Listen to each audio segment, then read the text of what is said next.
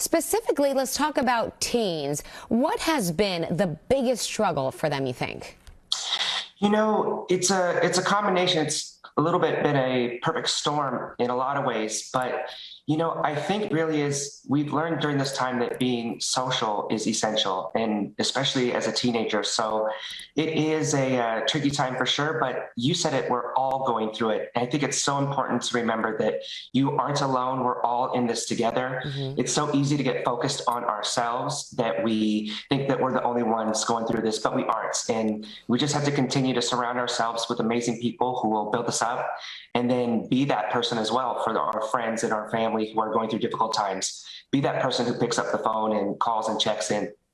Yeah, we heard a lot about anxiety, we heard a lot about depression, and in some extreme cases, self-harm. But you say that there are 5 key things, key shifts that can help teens bounce back and thrive. Tell us about it.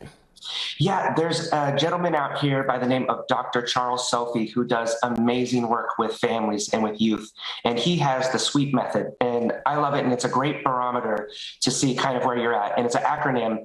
The S is for sleep. Are you getting quality and are you getting quantity sleep? And that is so critical. And then work, or in a teen's life, this would be school or after school activities. Are you being fulfilled in the things that you're doing on a day-to-day basis? And then the next E is for eating. Are you putting nutritious food in your body? Is it a time to relax and communicate with others? And then you need emotional expression with the people that you care about. Are you able to share your feelings, what you're going through?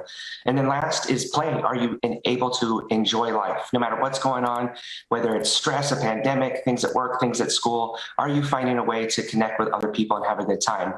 And if you're struggling with 3 out of 5 of those and you're not really hitting the mark, then that's a good time to maybe reach out for help. And the city of Los Angeles has amazing hotlines where if you're dealing with any of these things, even housing, you can call in and get help and get assistance. So I love the SWEET. I think it's a great barometer of just where you're at to kind of check in with your own mental health.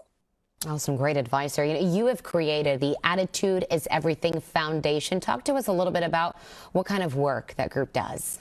Yeah, it's been amazing. We put the focus on building incredible self-esteem and incredible confidence in teenagers. We found from doing this for a decade, and then also from the research, that if we can increase a young person's self-esteem, their self-worth, have them believe in themselves, it carries over to every other area of their life, whether it's bullying, anxiety, depression, self-harm, dropout rates, teen pregnancy. If a kid believes in themselves and puts more emphasis on what they think than what other people think or social media thinks, then they are going to be so much better off in life. So our program brings in mentors, whether it's celebrities, inspirational people, professional athletes, and we immerse them in this culture that's motivational, that's positive, and we give them the tools to be able to deal with anything that life throws at them. So we really prepare kids for the road instead of going ahead of them and preparing the road for the kids. We want them to be able to handle the problems so that the adults, whether it's the parents or the teachers or the coaches, don't have to coddle them, but the kids can actually handle these situations